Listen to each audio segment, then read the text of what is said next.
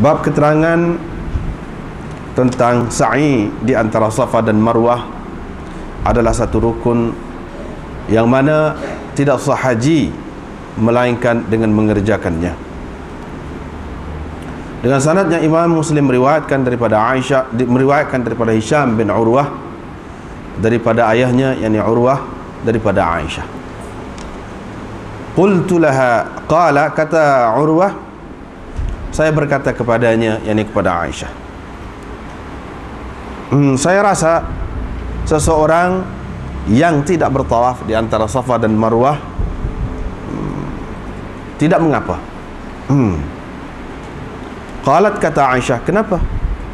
Saya berkata, yakni kata Urwah, kerana Allah Ta'ala berfirman, Inna Safa wal Marwata min sya'airillah, hingga ke akhir ayat. Faqalat, maka Aisyah berkata, ma atammallahu hajja mri'in wala umratahu, Allah tidak menyempurnakan haji dan umrah seseorang yang tidak bertawaf di antara Safa dan Marwah. Sekiranya benar seperti mana katamu itu, nescaya firman Allah itu berbunyi, fala junaha alaihi alla yattawafa bihima, tidak mengapa, tidak berdosa kepadanya untuk tidak bertawaf, yakni bersa'i di antara Safa dan Marwah itu. Tahukah engkau tentang apakah ayat ini? Firman Allah ini, sesungguhnya ia innama kana dzalik, yakni firman Allah ini turun kerana Ansar dulunya semasa jahiliyah ihlal, yakni melaungkan ihlal untuk dua berhala yang terletak di tepi pantai, di tepi laut, dipanggil Isaf dan Nailah. Kemudian mereka datang, fayatufun bainas Safa wal Marwah, maka mereka bertawaf di antara Safa dan Marwah. Thumma yahliqun, kemudian mereka bercukur. Bila Islam datang, mereka tidak senang hati bertawaf di antara keduanya, yang bersa'ilah, kerana perbuatan yang mereka lakukan semasa jahiliyah dahulu. Qalat, kata Aisyah, maka Allah Azza wa Jalla menurunkan ayat ini, Inna Safa wal Marwata min sya'airillah, hingga ke akhirnya. Qalat, Aisyah berkata, fatafu, maka mereka pun bertawaflah. Diriwayatkan daripada Hisham bin Urwah, katanya, ayahku menceritakan kepadaku, yakni Urwah, katanya, aku berkata kepada Aisyah, saya fikir tidak berdosa kepada saya untuk tidak bersa'i di antara Safa dan Marwah. Qalat, kata Aisyah, kenapa? Saya berkata, kerana Allah Azza wa Jalla berfirman, Inna Safa wal Marwata min sya'airillah, al-ayah, hingga ke akhir ayat. Faqalat, Aisyah berkata, kalau benarlah seperti apa yang engkau katakan itu, nescaya firman Allah itu berbunyi, fala junaha alaihi alla yattawafa bihima, sesungguhnya firman Allah ini diturunkan berhubung dengan beberapa orang Ansar yang mana mereka bila berihlal, mereka ihlal untuk mana semasa jahiliyah. Tidak halal kepada mereka bertawaf di antara Safa dan Marwah, yakni bersa'i di antara Safa dan Marwah. Bila mereka datang bersama Nabi SAW untuk mengerjakan haji, mereka ingat peristiwa itu, atau zakaru dzalika lahu, mereka sebutkan peristiwa itu, perkara itu kepadanya, ini kepada Nabi SAW. Maka Allah Ta'ala menurunkan ayat ini, fala amri, maka sesungguhnya demi hidupku, Allah tidak menyempurnakan haji orang yang tidak bertawaf, yang bersa'i di antara Safa dan Marwah. Dengan sanadnya Imam Muslim meriwayatkan daripada Urwah bin Zubair, katanya, saya berkata kepada Aisyah, istri Nabi SAW,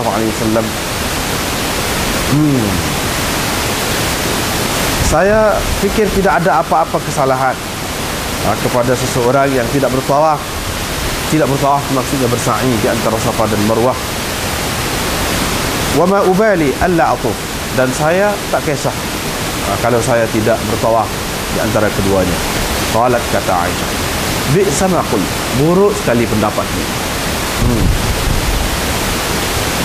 Wahai anak saudaraku, Rasulullah sallallahu alaihi wasallam telah bertawaf, maksudnya bersa'i lah, dan orang-orang Islam juga telah bertawaf. Fakanat sunnatan, ia telah menjadi sunnah, satu ketetapan. Wa inna makan, sebabnya ayat ini turun ialah kerana orang yang ihlal untuk manat tariyah yang terletak di Musallal, mereka tidak akan bertawaf di antara Safa dan Marwah. Bila Islam datang, kami bertanya Nabi SAW tentang perkara itu, maka Allah Azza wa Jalla menurunkan ayat ini, inna safa wal marwata min sya'airillah faman hajjal baita aw i'tamara, sesiapa yang mengerjakan haji ke Baitullah ataupun melakukan umrah fala junaha alaihi ay yatawafa bihima, tidaklah berdosa kepadanya bertawaf, yakni bersa'i di antara keduanya. Sekiranya benar seperti mana yang engkau, seperti pendapat engkau itu, nescaya ayat ini begini, nescaya ayat ini begini bunyinya, fala junaha alaihi alla yatawafa bihima, tidaklah berdosa kepadanya untuk tidak bertawaf, yakni bersa'i di antara Safa dan Marwah itu. Zuhri berkata, saya menyebutkan perkara ini kepada Abu Bakar bin Abdurrahman bin Al-Harith bin Hisham, fa'ajabahu dhalik. Dia berasa kagum dengan tafsiran Aisyah itu. Waqala, dan dia berkata, inilah ilmu yang sebenar-benarnya. Inilah ilmu sejati, inilah ilmu sejati. Walaqad sami'tu rijalan, sesungguhnya saya telah mendengar beberapa orang ahli ilmu mengatakan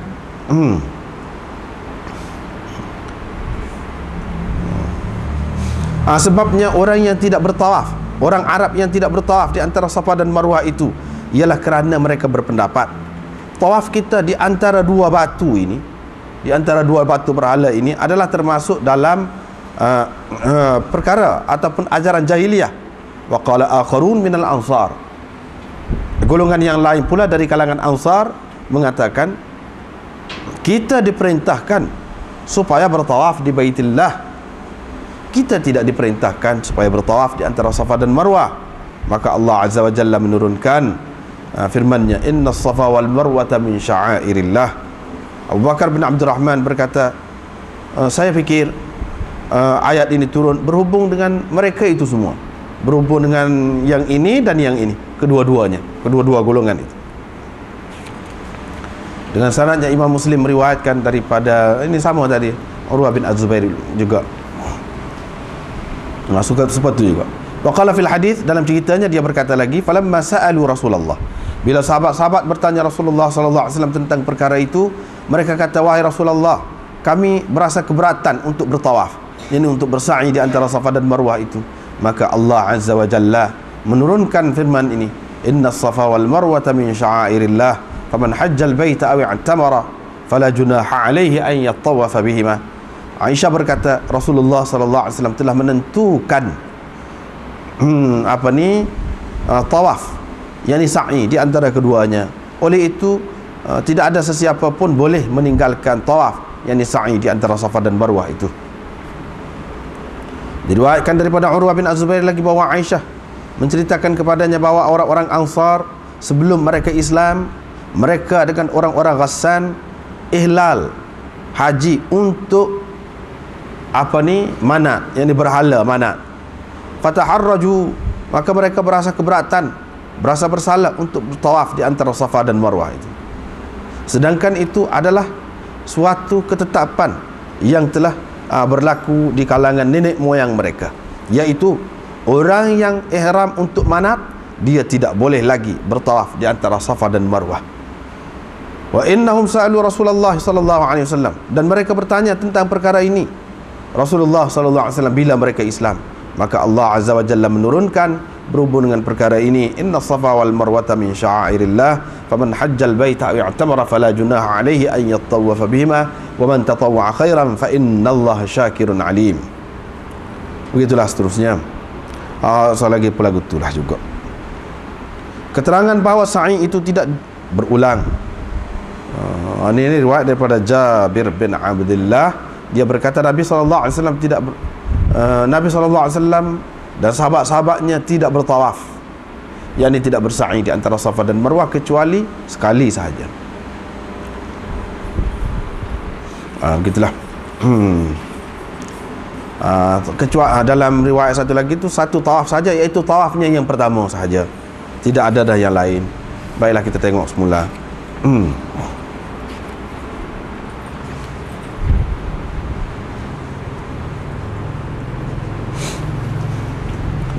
Ini berkenaan dengan sa'i ni. Sa'i di antara Safa dan Marwah ni apa hukumnya?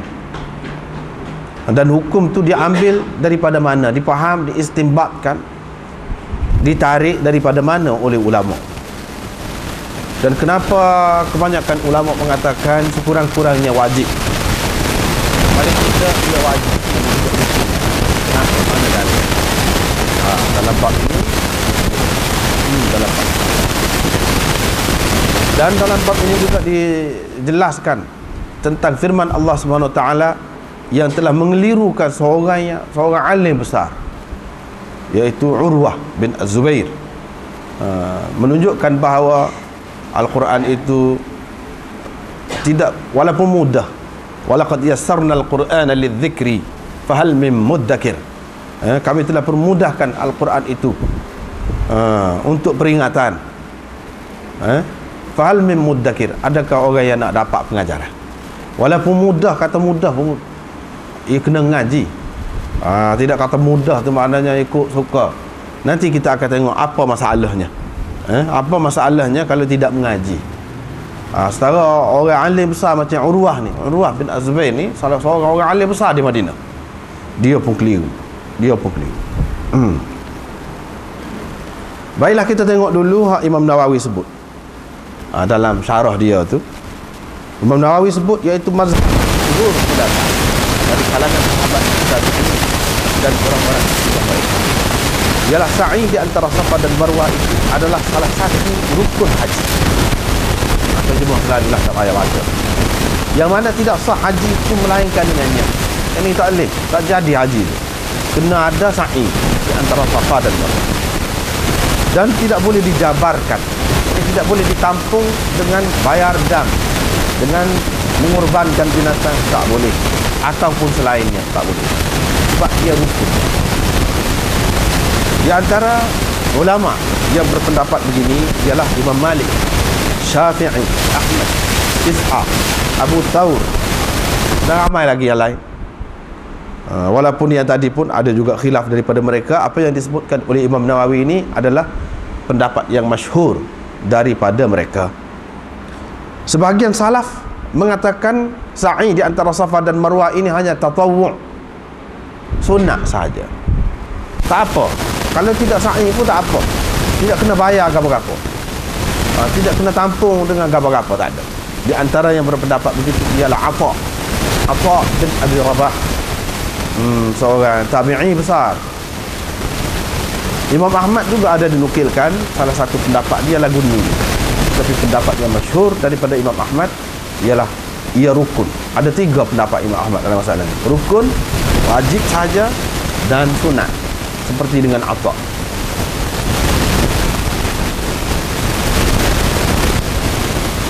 Abu Hanifah mengatakan wajib. Kalau seseorang meninggalkannya, dia derhaka.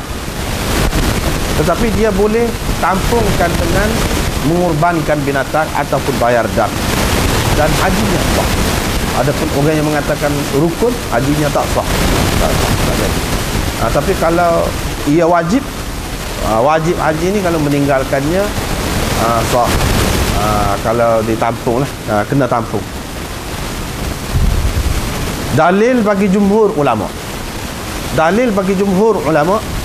ialah hadis yang kita baca. Di antaranya Aisyah menyebutkan Nabi SAW telah menentukan sa'i di antara Safa dan Marwah. Akhir kita jumpa saat ni kan, yang kita baca ni, sanna Rasulullah SAW at-tawaf bainahuma. Nabi SAW telah menentukan sa'i di antara keduanya. Oleh itu tidak ada sesiapa pun boleh meninggalkan tawaf di antara Safa dan Marwah, itu tak boleh. Itu di antara dalil. Di antara dalil lagi iaitu Nabi SAW ni buat kerja haji, buat umrah banyak kali jugalah, seperti yang kita maklum dah. Tidak pernah dia tinggal sa'i di antara Safa dan Marwah ini. Di samping itu dia berkata, khudhu anni manasikakum, ambillah dariku amal ibadat haji kamu dan umrah kamu. Ambil, kamu tengok aku buat lagu mana, kamu buat macam itulah. Sekiranya dia hanya sunat, dia tidak wajib, tentu ada ketika Nabi SAW tinggalkan. Ini tidak, tak tinggal. Itulah dalilnya. Kemudian sa'i ni berapa kali sa'i? Hak masyru'nya yang disyariatkan ialah 1 kali saja sa'i. Bukan sekali ni pergi, sekali gitu, tidak. Sekumpulan dia itulah 7 kali pergi mari. Itu sekali. Hak afdalnya sa'i ni bila? Selepas daripada tawaf qudum.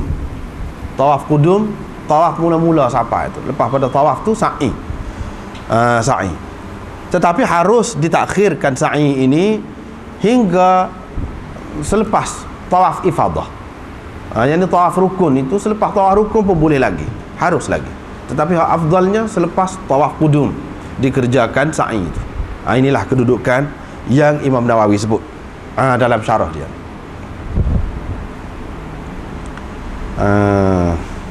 Kemudian kita tengok pula, ini kemuskilan ini.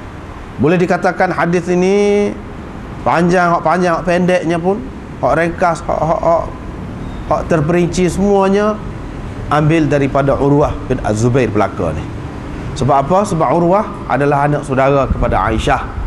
Rapatlah, mudah menunjukkan orang yang mudah berapak dengan orang tu. Seseorang tu dia lebih mudah dapat ilmu lah. Sebab dia anak saudara ni dia mahram kan. Dia mana tak perlu bertudung, tak perlu jaga sangat lah seperti orang lain. Nak masuk dalam rumah ke apa, bebas. Bebas. Oleh sebab itulah ulama mengutamakan riwayat dia ni daripada riwayat orang lain kalau daripada Aisyah, sebab dia anak saudara. Lepas tu dia alim pula. Dalam bab ni, cerita ni oleh kerana berkait dengan dia pula, tafsiran Aisyah ni diketahui berkait dengan dia. Gini kata dia, dia cerita dia lah, dia wayak pula kepada anak dia Hisham bin Urwah. Dia kata, saya berkata kepadanya, yakni kepada Aisyah, saya rasa seseorang tu kalau dia tidak tawaf di antara Safa dan Marwah pun tak apa, tak salah. Aisyah kata, apa? Dia cerita, saya pun kata, kerana Allah SWT berfirman, inna Safa wal Marwata min sha'airillah. Sesungguhnya Safa dan Marwah itu adalah di antara syiar Allah. Sesiapa yang ini tengok, ini cara Muslim. Baru ni anak sudah ayat dah. Muslim ni mula-mula dia bagi rekah dulu. Rekah ayat tak habis. Tapi bukan semua riwayat dia seterusnya tak habis. Ada hak habis. Sehingga kalau kita baca sampai akhir bab ni, ayat tu penuh disebut. Itu cara dia. Mula-mula dia sebut rekah. Dia sebut secara umum. Lepas tu dia sebut latar belakang dia. Sehingga apabila kita habis bab tu, jelas kepada kita kedudukan hadis yang disebutkan oleh Imam Muslim dalam sesuatu bab. Itu cara dia dah. Aisyah pun kata, Allah tidak menyempurnakan haji dan umrah seseorang yang tidak bertawaf. Dia panggil tawaf, orang panggil juga sa'i tadi. Kita jangan kelirulah. Kalau dalam kitab hadis ni, tawaf ni dia guna juga untuk sa'i. Jangan kita keliru. Walaupun kalau dalam kitab fiqh sa'i lah, tak ada guna tawaf dah. Ni dia asal ni ada guna sa'i pun ada, guna tawaf pun ada. Hak banyaknya dia guna tawaf. Tawaf ni apa makna? Makna pergi mari.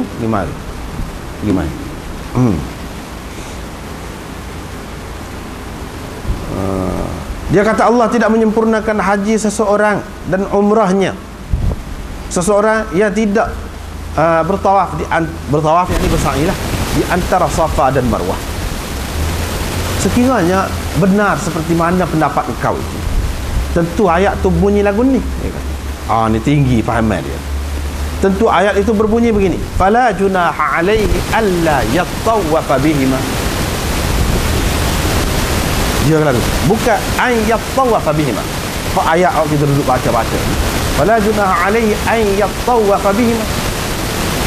Kalau nak supaya mu faham tu, yang ni tidak wajib, harus saja nak bersa'i ni. Kalau tak bersa'i pun tak apa, harus saja. Dia ayat tu kena bunyi lagu ni. La junaha alaihi alla yattawafa bihima. Dia kena ada la sebut. Tetapi jelasnya tidak ada. Tak ada begitu. Bila tak ada begitu, tak betul kamu faham. Tu halus tu. Tak nampak tu kalau kita tak mengaji, tak nampak. Dia pun ceritalah latar belakang. Apa yang ayat ni mari dalam bentuk tu sehingga mengelirukan anak saudara dia ni, orang alim dia pun keliru. Sebab apa? Dia ayatlah latar belakang. Iaitu puak-puak Ansar dia ihlal untuk dua berhala pada masa jahiliah dulu. Lepas tu bila ni rasa keberatan lah. Rasa keberatan. Ada seterusnya. Jadi sini cerita sini sepanjang yang kita baca saat ni ada dua. Puak-puak Ansar ni dia satu golongan Ansar, lepas tu Islam. Satu lagi puak-puak orang Mekah tu, lepas tu Islam. Puak-puak Ansar ni dia ihlal untuk mana? Berhala mana? Bila dia ihlal berhala mana, dia tak boleh dah untuk nak apa ni? Sa'i di antara Safa dan Marwah. Tak boleh dah. Ni yang kita baca tadi, yang kita terjemah tadi. Salah satu hadisnya. Puak-puak ni pula, puak-puak Mekah ni pula, lagu mana? Dia dulu pergi mari di antara Safa dan Marwah ni kerana di atas Safa dan Marwah ni ada dua berhala. Isaf dan Na'ilah. Isaf duduk atas ni Safa, Na'ilah tu duduk di atas Marwah. Berhala, dua berhala ni pergi mari tu. Boleh pergi mari. Apabila Nabi SAW buat ni sa'i ni, dia berasa keberatan. Takut-takut jadi buat serupa dengan hak dia buat dulu. Dia berasa keberatan. Takut-takut jadi serupa dengan hak dia buat dulu. Macam hak dia buat dulu. Cuma berhala tu sudah tak ada. Sebab tu dia berasa keberatan. Dia berasa bersalah kalau dia buat. Sebab dia sudah Islam dah. Kalau dulu tak apa lagi mari pun. Orang kafir. Ni apabila Islam lah, mana? Adakah ada lagi unsur membesarkan berhala itu walaupun berhala itu sudah tidak ada? Dia berasa keberatan dan dia berasa bersalah nak bertawaf, nak bersa'i saja. Adapun hak satu golongan lagi, dia pegang dengan ayat lain, iaitu Ansar itu. Wal yatawafu bil baitil atiq. Hendaklah mereka bertawaf di Baitul Atiq. Dalam Quran sebut waktu saja. Tak ada sebut tawaf di antara Safa dan Marwah ni, tak ada sebut. Tawaf ni ada sebut bil Baitul Atiq. Satu. Lepas tu amalan nenek moyang mereka pun apabila sudah ihlal untuk mana, tak ada dah sa'i dengan Safa dan Marwah di dalam ibadat haji mereka. Apabila begitu dia berasa macam mana ni, agak lain. Ni ada dua pihak, ni dua golongan yang bermasalah. Masalah dia agak berbeza sikit. Tetapi untuk kedua-dua mereka ayat ini boleh digunakan. Sebab itulah kata siapa dia tu yang kita baca tadi, dia kata inilah ilmu yang sebenarnya, iaitu Abu Bakar bin Abdurrahman bin Al-Harith bin Hisham. Dia kata ahli ilmu berpendapat bahawa ayat ini turun fi haula wa haula, berhubung dengan hak ni dan hak ni, kedua-duanya boleh. Mana ayat ini nak menghilangkan berasa tak sedap tu, berasa tak sedap untuk nak bersa'i tadi. Jadi tidak mengapa, tidak mengapa kamu bertawaf di antara keduanya, sebab dia berasa bersalah. Tidak mengapa bertawaf di antara keduanya. Baiklah, kita kena tengok seperkara. Dia ada beberapa perkara di sini. Satu, Aisyah tegur Urwah, iaitu Urwah kata, kalau kita perhati ayat ni, faman hajjal baita aw i'tamara, sambungan kepada hal ni lah. Faman hajjal baita aw i'tamara fala junaha alaihi an yatawafa bihima. Tidak menjadi kesalahan kepadanya, tidak berdosa kepadanya untuk bertawaf di antara Safa dan Marwah. Tak salah. Kalau dia nak bersa'i, tak salah. Tidak dosa kalau dia nak tawaf. Bermakna tidak berdosa ni, tidak berdosa saja, bukan makna mesti buat. Di situ kita tidak boleh faham mesti buat. Hanya tak berdosa saja. Haruslah. Maknanya harus. Harus kalau nak bersa'i itu. Bukan suatu yang wajib. Itu dia dapat. Sekali tengok kan, yalah juga. Sebab Allah SWT kata tidak salah, tidak berdosa dia bersa'i. Orang yang buat haji atau buat umrah tadi tidak salah kalau dia bersa'i. Tidak salah ni maknanya tak berdosa ni maknanya harus. Tapi di sini tidak memberi makna wajib. Apabila kata tak berdosa, tak berdosa, tidak memberi makna wajib. Sebab kita kata tak berdosa makan wudu, tak wajib kau makan wudu. Misalnya kita kata, apabila kita kata tak berdosa, tidak berarti sebaliknya maknanya wajib. Macam mana kalau orang faham lagu tu wajib? Ni dia muskil tu. Sebab tu dia kata tak, paling tinggi ia menunjukkan harus saja. Bahkan kalau tidak sa'i pun tak apa. Ada pilihan ni sini. Ni pendapat dia. Aisyah kata tidak. Tak kena pendapat lagu. Ni sebab dari sudut bahasa tidak begitu. Kalau nafi dosa. Nafi dosa. Di sini makna dinafikan dosa. Tidak ada dosa. Kalau buat. Nafi dosa kalau buat, dia tidak memberi arti harus. Luah lagi daripada itu. Boleh jadi wajib, boleh jadi sunat, boleh jadi harus, boleh jadi makruh. Itu makna nafi dosa. Tidak berdosa kalau buat. Boleh jadi benda tu wajib, boleh jadi benda tu sunat, boleh jadi benda tu harus, boleh jadi benda tu bahkan makruh sekalipun boleh jadi. Boleh termasuk dalam hal tu. Ni kena perhati mul, ni dia halus tu. Hak ni lah perbahasan dalam kitab usul ke apa dia bahas ni. Baru memberi makna harus. Ni Aisyah nak ayat. Kalau sekiranya nafi dosa ni, nafi dosa daripada tidak melakukan kerana meninggalkan. Ni kena faham. Tidak ada dosa kalau tidak buat, baru memberi makna harus. Kena perhati. Tidak dosa kalau tidak buat, tidak berdosa kalau dia tidak bertawaf, kalau dia tidak bersa'i di antara Safa dan Marwah. Kalau kata lagu tu, baru ia memberi makna harus. Ini kata Aisyah. Sepatutnya kalau ia memberi makna harus, Allah SWT kata alla yatawafa bihima. Tidak berdosa kalau dia tidak tawaf. Kalau dia tidak tawaf, yakni nafi ism itu ala tark. Nafyul ismi ala tark itu memberi makna ibahah. Tetapi kalau nafyul ismi anil fi'li, alal fi'li, nafyul ismi alal fi'li itu tidak memberi makna harus. Boleh jadi ia memberi makna wajib, boleh jadi ia memberi makna harus, boleh jadi ia memberi makna makruh, boleh jadi. Kalau sekadar tu tak tentu lagi. Cuma kita tentukan wajib itu berdasarkan dalil yang lain. Yang kita kata wajib ataupun rukun tu berdasarkan dalil yang lain. Kalau semata-mata sekat tu la junaha alaihi an yatawafa, makna nafi dosa kalau buat. Nafi dosa kalau buat ni boleh luas lagi makna. Tetapi yang kita kata juga wajib ataupun rukun ni kok mana?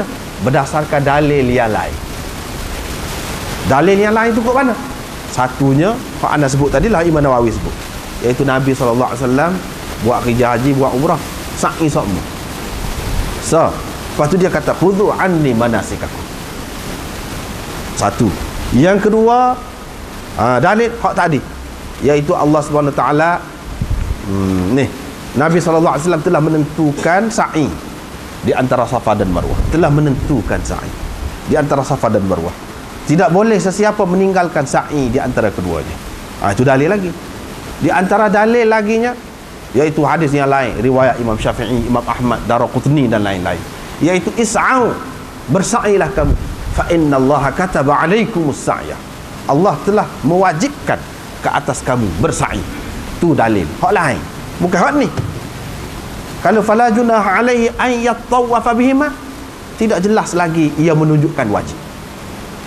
Boleh menunjukkan wajib, boleh menunjukkan sunat, boleh menunjukkan harus, bahkan boleh menunjukkan makruh sekalipun. Boleh lagi.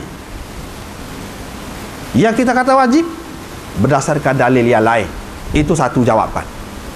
Jawapan yang keduanya ialah Allah Subhanahu Wa Taala kata gini ni, dia ada latar belakang dia.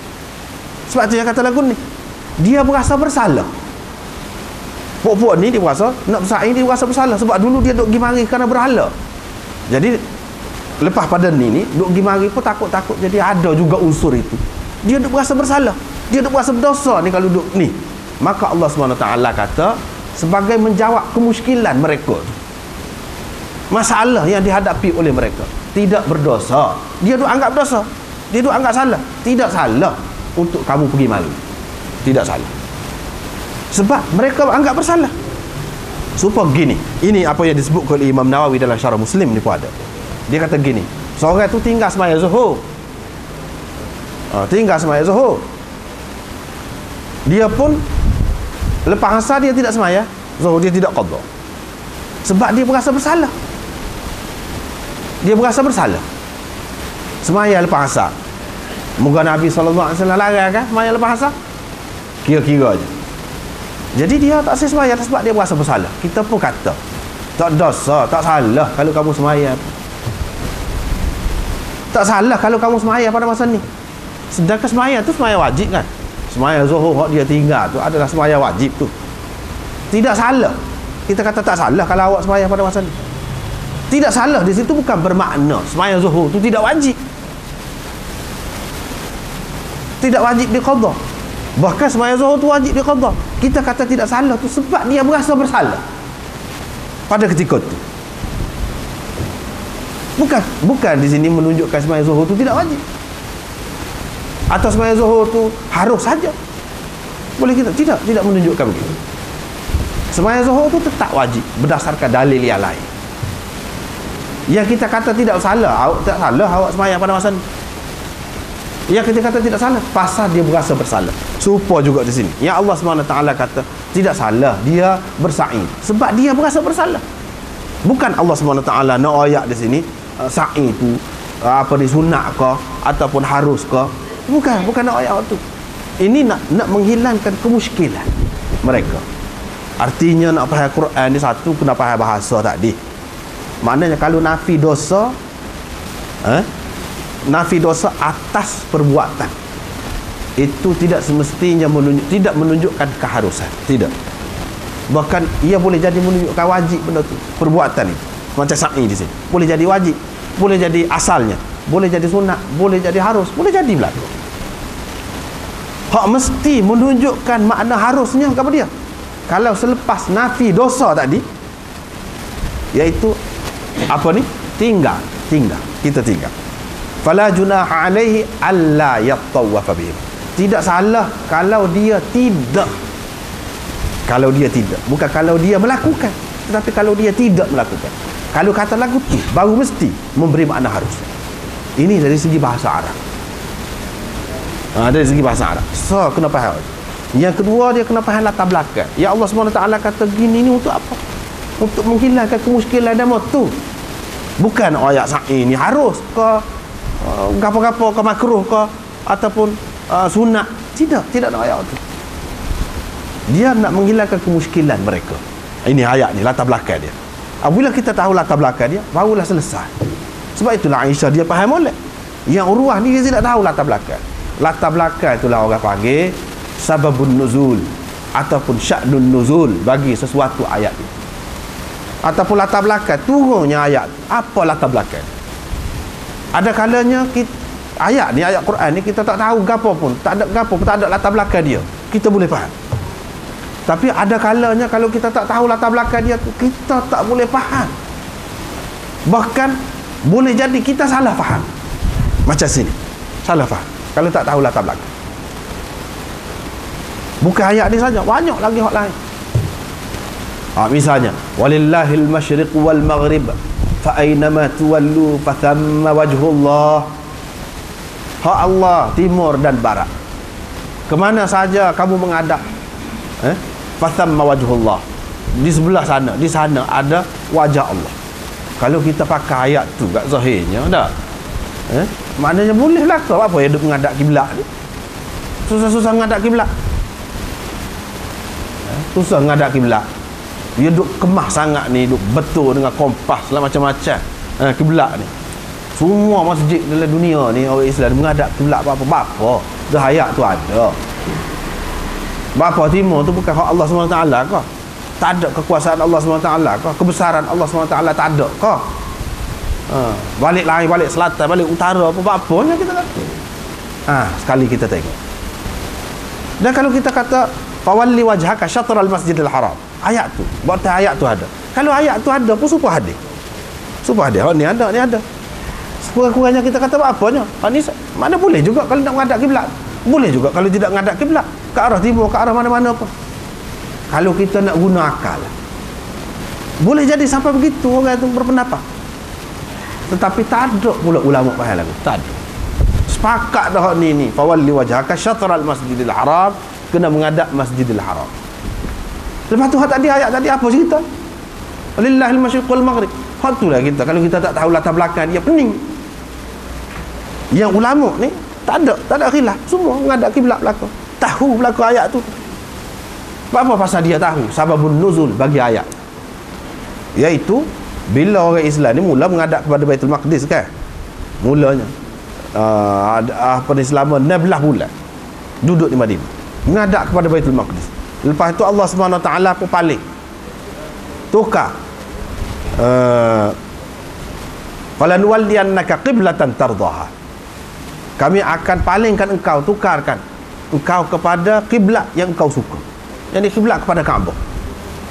Tukar kepada fawalli wajhaka syatral masjidil haram. Ayat-ayat tu turunlah. Puak-puak Yahudi, puak-puak munafikin ni pun timbul lah. Apalah, kalau Allah SWT sudah tertudah dulu tu buat menghadap kepada Baitul Maqdis tu, perintah siapa? Perintah Allah SWT. Allah SWT kan. Lepas tu kalau Allah SWT ni maha mengetahui, dia ni maha bijaksana, apa dia tidak ayat dulu lagi menghadap pada Kaabah dulu lagi? Macam Tuhan ni jahil pula, macam Tuhan ni tak tahu pula. Dia kritik. Tak sepatutnya tu. Ini sewenang-wenang kata dia. Sewenang-wenang. Apalah nampak kita tak setuju dengan dia, dia pusinglah ke lain. Alah ke Kaabah pula. Dia kata puak-puak ni. Maka turun ayat. Lillahil masyriq wal maghrib fa aynama tuwallu fa thamma wajhullah. Gitu ayatnya. Hak Allah timur dan barat. Dulu kalau Allah SWT suruh sini, kita menghadap sebab dia suruh. Kalau dia suruh kita menghadap ke lain, kita ikut dia sebab hak dia belaka. Arah ni arah mana-mana, mengikut dia. Yang kita buat kemudian ni mengikut perintah dia lah. Hak dulu yang kita menghadap tu sebab Allah SWT juga perintah. Bukan maknanya kita sewenang-wenang ikut suka masing-masing nak buat menghadap ke mana-mana. Boleh belaka. Tidak mana lagu tu. Ni antara dua tu. Dulu menghadap kepada Baitul Maqdis, Allah SWT juga perintah. Sekarang ni tukar kepada Kaabah, Allah SWT juga perintah. Itu ya cerita ni. Hak Allah SWT berlaku. Orang lain tak ada hak. Dah dia tak ada suruh kot lain, kita buat lagu tu. Ni ceritanya latar belakang. Barulah jelas. Baru jelas. Banyak yang seumpama ini dalam Quran. Mana hak ni Urwah dia bukan sahabat. Hak sahabat keliru pun ada. Hak sahabat keliru. Misalnya dalam ayat laisa 'alal ladzina amanu wa 'amilus salihati junahun fima ta'imu idza mattaqaw wa amanu wa 'amilus salihat thumma ittaqaw wa amanu thumma ittaqaw wa ahsanu wallahu yuhibbul muhsinin. Misalnya dalam ayat tidak tidak menjadi kesalahan kepada orang-orang yang beriman dan bertakwa dan beramal soleh. Laisa 'alal ladzina amanu wa 'amilus salihat idza mattaqaw wa amanu wa 'amilus idza mattaqaw wa amanu laisa 'alal ladzina amanu wa 'amilus salihati junahum fima ta'imu. Tidak menjadi kesalahan ataupun dosa kepada orang-orang yang beriman dalam masalah makanan mereka. Hak mereka makan tu tak ada jadi kesalahan. Syaratnya bila mereka beriman, bila mereka bertakwa, tak apa, tak jadi salah. Sekali kita tengok ayat tu dah, asal orang tu beriman, juru baik tak, boleh makan belaka, tak jadi kesalahan, tak dosa. Laisa 'alal ladzina amanu wa 'amilus salihati junahun fima ta'imu. Dalam masalah makanan ni tidak dosa kepada orang yang beriman dan beramal soleh bila mereka bertakwa dan wa ahsanu, mereka baik. Mana boleh makan belaka. Kalau tak kira zahir ayat tu, Boleh makan belakang. Lepas tu ayat tu kedudukannya selepas daripada cerita arak ke apa? Cerita arak. Arak, Allah SWT kata innamal khamru wal maisir wal ansab wal azlam rijsun min amali syaitan. Maknanya dia kata ini rijsun, kotor, amalan syaitan. Arak ke apa ni? Judi ke apa ni semua. Lepas tu dia kata tak apa, amalan syaitan. Seseolahnya sekali kita tengok lagu tu lah. Asalkan orang tu beriman, beramal soleh, bertakwa, tak apa dah lah. Nak makan gapo pun. Ya kau lagu tu. Sahabat-sahabat duduk puasa, lagu mana sahabat-sahabat kita dulu? Dah ayat apa ni kemudian pula mari goni tak boleh. Lepas tu sahabat kita dulu lagu mana nak minum arak tu? Dia mati dengan gitu. Ni latar belakang dia. Sahabat-sahabat duduk miskin lagu mana? Dah kita ni dapat hukum baru kan, pula arak tak apa. Maka duk minum belakang, lepas pada tu tak boleh. Dia pun puasa. Duk kata pupuk dia, lagu mana sahabat-sahabat kita mati dah lagu mana? Dosa ke lagu mana? Allah SWT mari tu ayat ni. Tidak dosa dia tu. Sebab apa? Hukum perintah hak haram gapo arak gapo tu tak ada lagi pada masa tu, tak dosa lah. Dia baik dah setakat tu, setakat dia hidup tu, dia hidup dengan baik, dengan bertakwa. Apa-apa yang dia makan kemudiannya diharamkan tidak berdosa kepada dia, bukan kepada kita kemudian ni, kepada dia. Tu latar belakang apa. Kalau kita tak faham hak tu, boleh jadilah semena-mena orang kata boleh dalam Quran boleh, ayat ni kata tak boleh, ayat ni kata boleh, dia kata. Sebab tu tak boleh. Dia kalau ngaji molek tak apa, selesai lah. Hak tadi kemuskilan sahabat duk muskil, lagu mana dosa lah, susah hati lah dia. Tak kira hak dulu tu, tak kira, tak salah, tidak berdosa pun. Hak jadi salahnya kepada hak kemudian. Tu yang kedua. Banyak lagi hak lain. Ya ayyuhallazina amanu la taqrabus salata wa antum sukara hatta ta'lamu ma taqulun. Misalnya, kalau kita perhati kepada wahai orang-orang yang beriman, jangan kamu menghampiri sembahyang dalam keadaan kamu mabuk sehingga kamu sedar apa yang kamu ucapkan. Kalau kita baca ayat tu kan, maknanya minum arak ni boleh lah. Cuma dalam ayat tu Allah SWT kata, wahai orang-orang yang beriman, jangan sembahyang kalau selagi mabuk, dalam keadaan mabuk. Maknanya kita mabuk boleh lagi kalau kita tidak nak sembahyang. Hak tak boleh tu kalau nak sembahyang dalam keadaan mabuk tak boleh. Maknanya kita minum arak sampai jadi mabuk boleh lagi. Hak tak bolehnya kita sembahyang dalam keadaan mabuk. Kalau kita boleh kawal diri kita sebelum pada kita sembahyang tu, kita sudah hilang kemabukan kita tu, tak apa. Zahirnya kita sudah faham dah, kita baca gapo dia, kita sudah faham zahirnya kan, apa gitu kan. Tidak lagu tu. Hak ni dia ada latar belakang. Sebab ada sahabat-sahabat sebelum muktamad haram arak ni masih lagi minum arak. Abdurrahman bin Auf jamu rumah dia, jamu minum arak.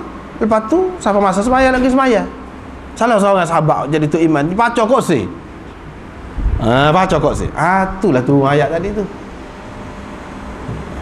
Ayat tadi tu berkenaan tu pada masa tidak diharamkan secara muktamad lagi, secara putus lagi.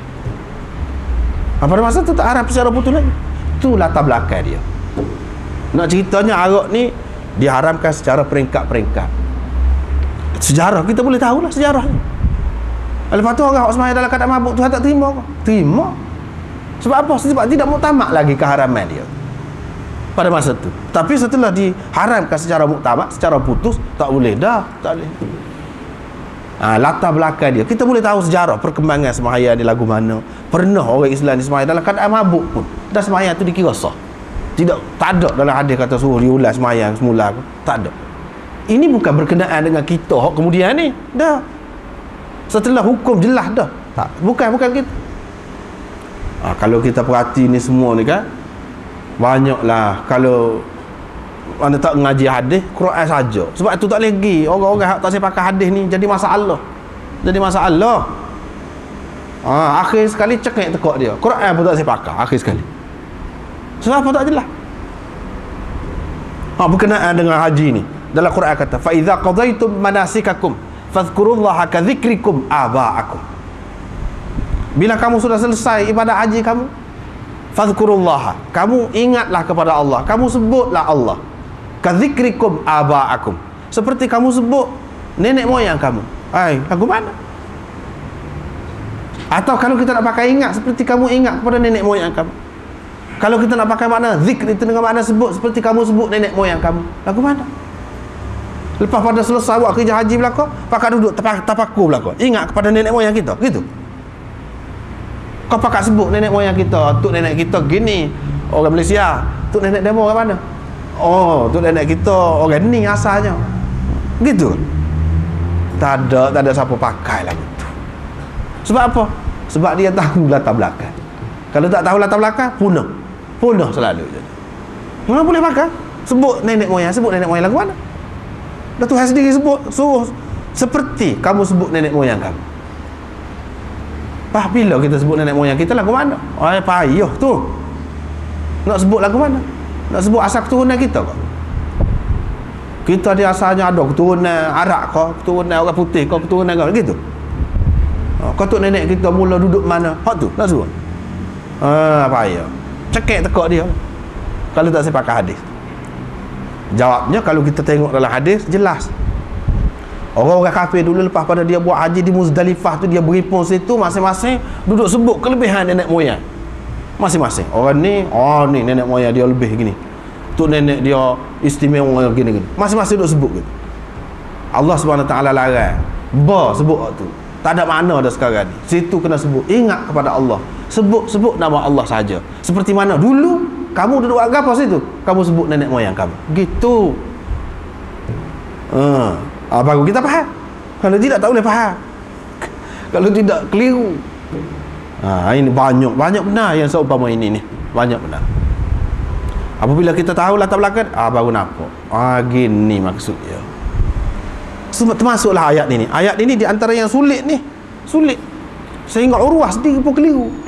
Dia faham harus. Sedangkan nak memberi makna harus ini selepas tidak berdosa, tidak buat, baru memberi makna harus. Tidak berdosa, tidak tawaf, tidak bersa'i, baru memberi makna harus.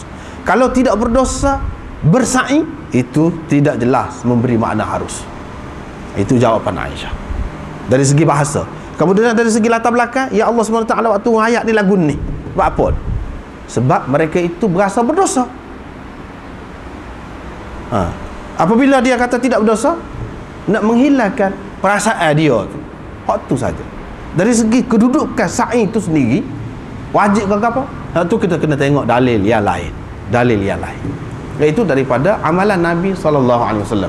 Macam mana yang dia buat, kita kena buat lagu tu. Inilah pentingnya kita faham sababun nuzul. Dan dia ada kaitan rapat dengan hadis. Tak boleh lari, tak boleh pisah. Tak boleh pisah dengan hadis. Quran tidak boleh dipisahkan daripada hadis. Kalau pisahkan daripada hadis, seperti pokok anti hadis itu, tak boleh. Dia boleh jadi sesat. Sesat barat lah orang kata. Bukan sekara aja. Akan jadi sesatnya banyak. Akhir sekali Quran pun dia tinggal. Gitu, kita boleh kata gitulah. Akhir sekali Pak Quran pun tinggal. Dan hadis yang sahih, dia tidak bercanggah dengan Quran. Tidak bercanggah dengan Quran.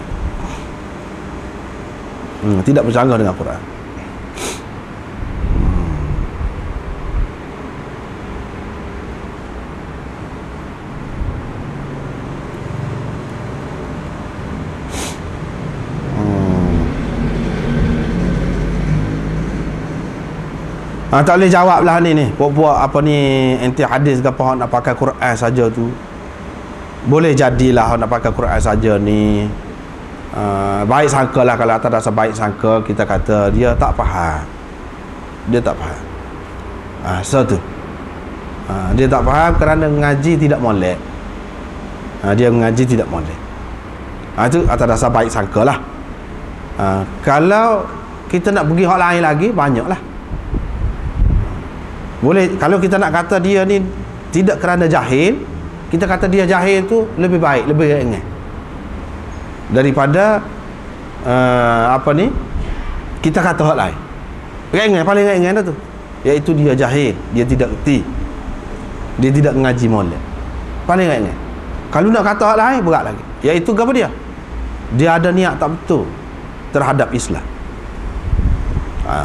Dia ada niat dia sendiri tu, kalau dia faham molek bahawa Quran ni banyak perkara, banyak seperti kita sebut tadi lah, tak boleh faham, jadi keliru. Macam mana nak selesaikan? Tiba-tiba dia pisahkan hadis yang menjelaskan makna Quran itu, maknanya dia ada maksud tak baik terhadap Quran, terhadap Islam tu sendiri. Dia nak bawa orang Islam ni kepada suatu keadaan yang mana jadi kucak kacil lah. Walaupun dia dakwa, dia kata tujuan balik kepada Quran saja, ni nak menyatu padukan. Apabila ikut hadis jadi tidak bersatu padu, dia kata. Sebab hadis lagu ni, hadis lagu ni. Dia tak faham saja sebenarnya, kalau tidak ada masalah. Kalau nak kira Quran, walillahil masyriq wal maghrib. Orang ni semaya arah ke timur menghadapnya. Orang ni semaya arah ke barat. Orang ni semaya ke arah ke utara. Orang ni semaya arah ke selatan. Ikutlah. Apanya? Tak bersatu juga. Ikut Quran. Satu ke? Dan mungkin boleh berlaku. Hak Allah SWT berlaku arah mana-mana pun. Apanya? Ke arah mana saja kita menghadap situ ada Allah. Apanya? Dia boleh ke situ. Kalau tak pakai hadis. Pakai hadis lah yang jadi satu menghadap pada Kaabah tu. Mana tidak bersatunya? Kalau pakai Quran saja, tidak pakai hadis, hak tu yang jadi pecah belah. Dia tidak faham. Dia tidak faham. Kalau dia faham, dia kata juga lagu tu. Sebab tu kita kata dia ada maksud tak baik terhadap umat Islam ni. Dia mahu memecah belahkan umat Islam. Itu sebenarnya. Yang ketiga, dia ada pakatan dengan musuh Islam. Berat juga. Ada pakatan dengan musuh Islam. Kalau dia orang Islam, dia ada pakatan dengan musuh Islam.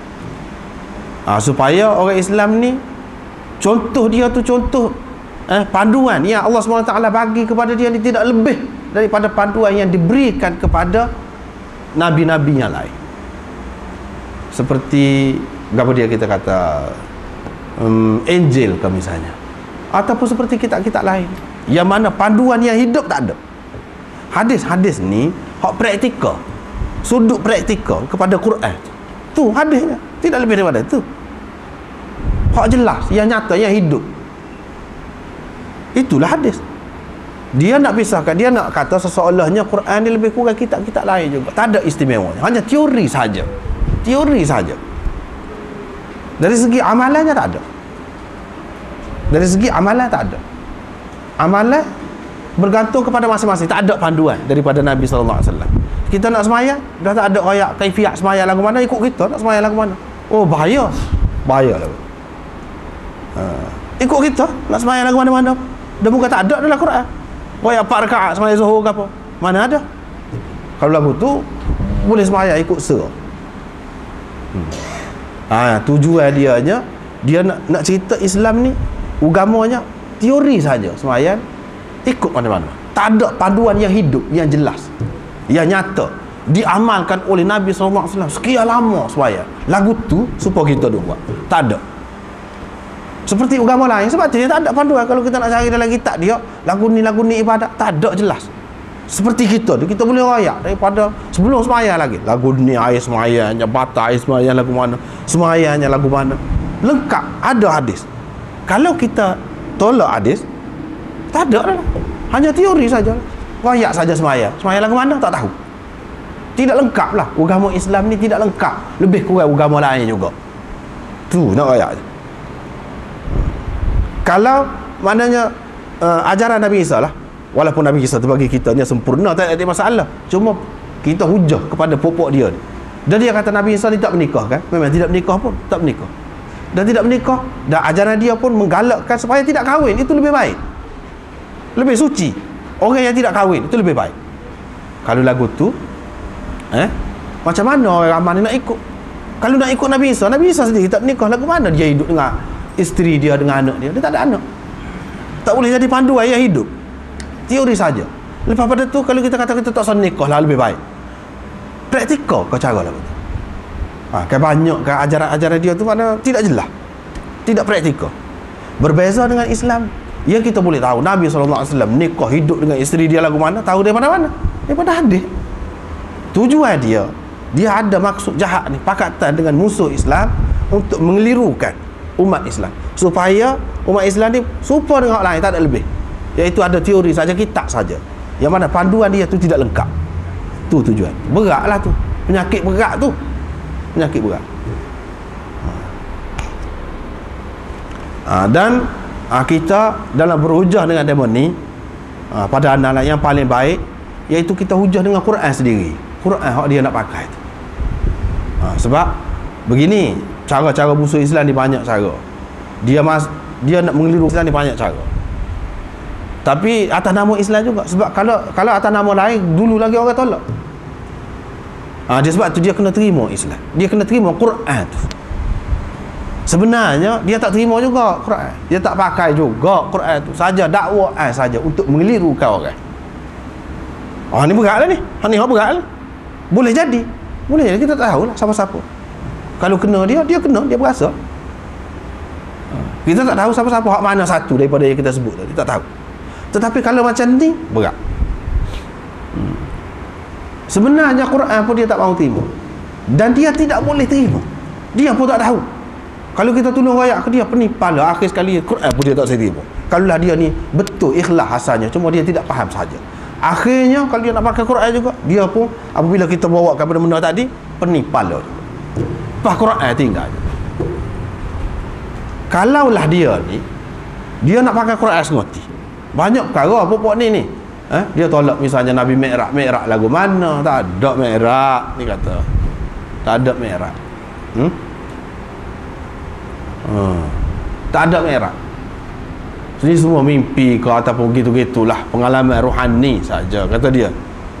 Bukan naik sungguh ke langit, nak naik lagu mana? Pokok dia tak terima. Pokok anti hadis ni tak terima lagi. Dia kata tak ada. Tak ada dalil daripada Quran. Ada daripada hadis. Mana ada dalam Quran? Subhanallazi asra bi'abdihi lailan minal masjidil haram ilal masjidil aqsa alladhi barakna hawlahu linuriyahu min ayatina. Isra tu maknanya berjalan malam. Itu masih lagi datang bumi lagi. Mi'raj naik ke langit, mana ada dalam Quran? Dia kata tak ada. Orang-orang lagu ni payah. Dia kena lagu mana? Buat mari ayat Quran juga yang menunjukkan Nabi SAW memang naik ke langit. Memang naik ke langit. Iaitu apa dia? Walaqad ra'ahu nazlatan ukhra 'inda sidratil muntaha 'indaha jannatul ma'wa. Dia telah melihatnya sekali lagi dekat sidratul muntaha. Dekat sidratul muntaha tu ada syurga jannatul ma'wa. Tu dalam Quran. Dalil yang menunjukkan Mi'raj tu ada. Bukan Isra saja, Mi'raj pun ada. Sebab apa dia kata Nabi telah melihatnya? Nya tu siapa? Nya tu Jibril.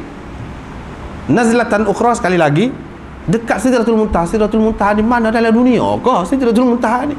Mana Sidratul Muntaha? Kalau kita kata ada lah tu, mana-mana pokok bidara tu Sidratul Muntaha tu, pohon bidara mana-mana ada lah tu yang dimaksudkan. Tapi indah jannatul ma'wah, dekat dia tu ada syurga. Adakah dekat pokok bidara mana-mana dalam dunia ni ada syurga pula? Tak lagi. Mesti dia ni angkasa lepas, di luar daripada ruang lingkup dunia, mesti dah. Tu dalilnya. Kalau kita guna lagu tu, susah dia. Susah. Menunjukkan hak mana ada dalam hadis tu sesuai dengan Quran, ada juga dalam Quran. Bukan tak ada dalam Quran, ada. Cuma pokok dia saja yang tidak faham. Tapi jadi masalah lah, jadi sekarang ni jadi satu fitnah juga, fitnah anti hadis. Orang panggil ingkar hadis. Ini jadi satu fitnah juga. Seperti mana fitnah ajaran sesat yang lain. Ini masuk dalam ajaran sesat jugalah ni. Masuk dalam ajaran sesat juga. Kalau anti hadis itu. Kita kena ingat hak ulama tarjih pendapat ni, tak pakai hadis ini, dia tinggal hadis ni, dia pakai hadis lain. Itu bukan ingkar hadis, itu bukan anti hadis namanya. Bukan anti hadis tu lagu tu. Selalu kita jumpa ulama ni tak pakai hadis ni, tak pakai hadis ni, tak apa, tapi dia pakai hadis lain. Dia tak pakai hadis tu, dia bukan ingkar hadis, semua hadis tidak. Ada pun ingkar hadis ni, dia tak terima semua hadis. Apabila kita ahli sunnah ni desak-desak, akhir sekali dia kata bukan kita tak terima semua hadis, dia kata. Dia terpaksa mengaku juga. Tetapi kita tak terima hadis yang bercanggah dengan akal. Pula setara lagi, satu peringkat lagi. Mana-mana hadis yang bercanggah dengan akal, hak tu kita tak boleh terima. Itu pun tidak dalil. Dia kata bercanggah dengan akal, belum tentu lagi bercanggah dengan akal. Dalam Quran sendiri banyak bercanggah dengan akal. Kalau kira akhirnya demo-demo ni mukjizat pun dia tidak percaya. Dalam Quran banyak bercanggah dengan akal. Kalau lagu tu Quran pun tak terima. Dalam hadis dia kata mentashbihkan, menyerupakan Tuhan ni dengan makhluk. Sebab tu kita tak terima hadis hak lagu tu. Sebab jadi musyabbihah kata dia. Mujassimah. Termasuk dalam dia guna istilah-istilah tu juga. Maknanya orang Islam ni jadi mujassimah, anggap Tuhan ni berjisim lah, anggap Tuhan ni serupa dengan makhluk lah, sedangkan Tuhan tidak serupa dengan makhluk. Bahkan lagu tu dalam Quran pun ada juga. Dalam Quran pun ada juga yang menyatakan Tuhan ni nampak serupa dengan makhluk dari segi zahirnya. Misalnya dia katakan yadullahi fawqa aydihim, tangan Allah di atas tangan mereka. Tangan Tuhan, dia kata sebut tangan, nampak serupa juga dengan makhluk. Jadi kalau lagu tu, ayat tu tak boleh pakai kau.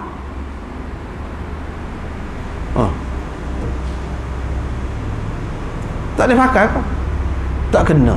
Sebab tu yang kita kata orang yang ingkar hadis ni akhirnya dia jadi ingkar Quran juga akhir. Sebab apa? Dalam Quran pun hak dia dakwa tak dia ada dalam hadis tu ada juga dalam Quran. Akhirnya dia akan tolak juga Quran. Itulah bahayanya.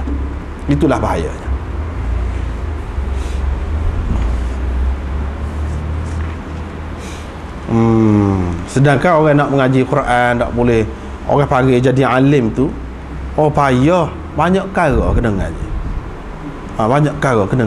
Termasuklah hak tadi tu, ulumul Quran ke apa tu. Dalam ulumul Quran tu hak tadilah sebab nuzul. Dalam sebab nuzul tu pula ada pula hak maudhu' banyak juga. Kena tapih pula situ.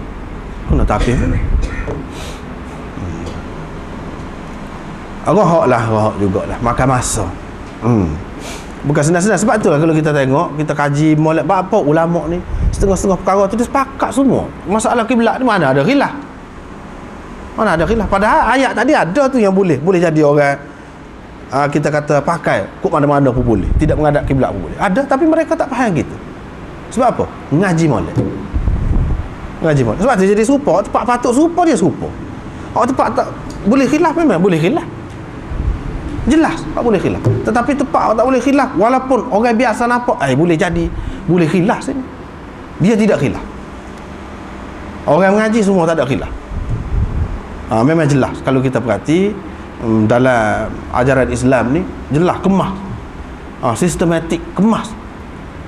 Dia tidak mudah nak rombak satu kali, tak boleh.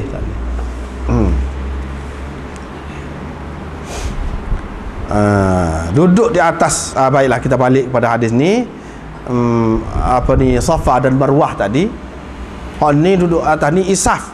Asal ceritanya Isaf tu jatah orang lelaki. Cerita Nailah. Nailah. Orang kita pun ada juga nama Nailah. Ada bah dulu nama Nailah. Nailah ni nama berhala di sini. Tapi tak boleh kau seseorang itu dibubuh nama Nailah? Tidak, boleh. Tidak salah. Isteri Sayyidina Uthman hak mati kan, kena bunuh sekali dengan dia, putus jari dia ketika pemberontak pergi kepung rumah dia tu kan. Nama Nailah isteri dia. Ni cerita lain banyak. Ni kalau hak serupa ada nama Maimun.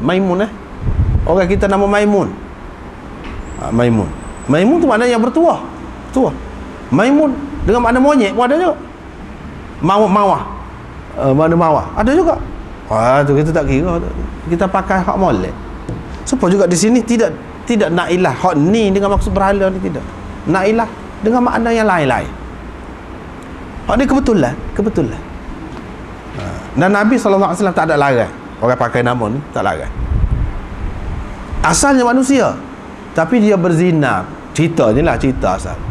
Apabila berzina, maka ceritanya ditukar rupa dia jadi batu. Tapi riwayat itu tidak sahih. Riwayat itu tidak sahih. Ini cerita jahiliah lah, cerita jahiliah. Hak satu ni letak atas bukit ni, hak satu lagi letak atas bukit sana untuk jadi pengajaran kepada orang. Asalnya begitu. Lama kelamaan dia puja kat orang pula, jadi berhala. Asalnya untuk dapat pengajaran. Tak kenal, tak molek buat lagu ni. Tengok jadi lagu ni. Tetapi kemudian dipuja oleh orang jadi berhala. Tu cerita. Bila Islam hari dia pacul lah, buat lah tu semua tu, tak ada dah, tak ada. Ni ceritanya.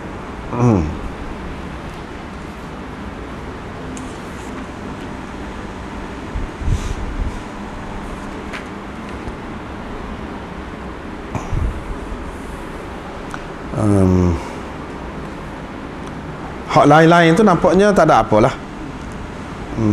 Cuma tadi kalau kita baca apa ni, Abu Bakar bin Abdurrahman bin Harith bin Hisham, dia ni seorang alim besar. Abu Bakar bin Abdurrahman bin Harith bin Hisham, seorang alim besar.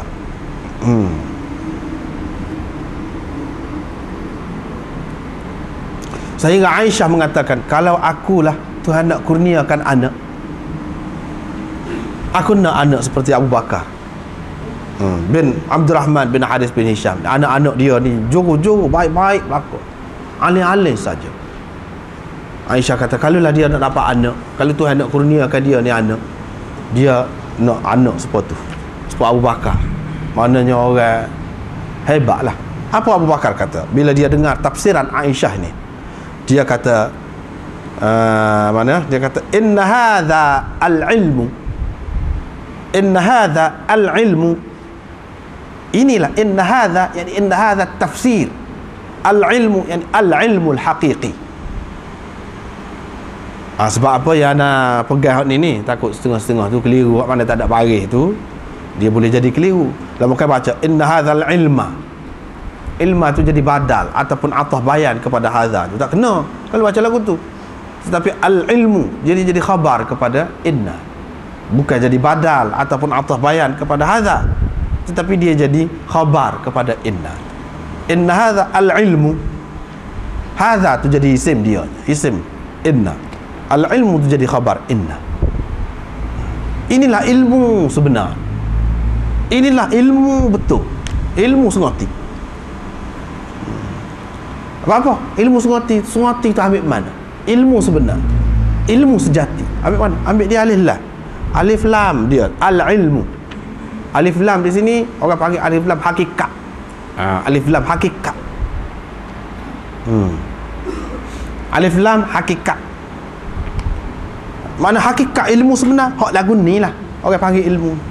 Kalau hak main-main cetek-cetek budak-budak zahir gitu bukan ilmu. Hak ilmu ni hak sulit, hak rumit. Mana orang-orang yang hebat saja yang boleh faham, seperti Aisyah ni. Inilah ilmu yang sebenar, kata dia. Sehingga orang-orang biasa ni pun jadi keliru. Dia boleh selesaikan. Itulah orang yang mempunyai ilmu yang sebenar. Ilmu yang sebenar, alif lam tu alif lam hakikat orang panggil.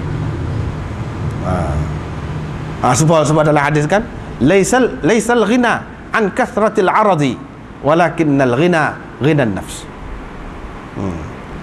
Kekayaan yang sebenarnya, kekayaan sejati bukan kerana banyaknya harta benda, walakinnal ghina ghinan nafs, tetapi kekayaan yang sebenarnya, kekayaan sejati ialah kekaya jiwa. Al-ghina, al-ghina tu tadi kan ana terjemah makna kekayaan sejati, kekayaan sebenar. Ambil mana? Alif lam, alif lam. Sebab itulah dalam memahami hadis gapo ni, dia tak dapat tidak kena dalam ilmu nahwu. Ilmu nahwu baru jejak, baru kita faham boleh. Kalau tidak tak siapa maksud. Apa ni? Lakinnal ghina ghinan nafs, tapi kekayaan yang sebenar, kekayaan sejati. Sejati itu ambil mana? Alif lam sebuti. Alif lam sebuti. Mana kedua-duanya ayat ini boleh, untuk ni pun boleh.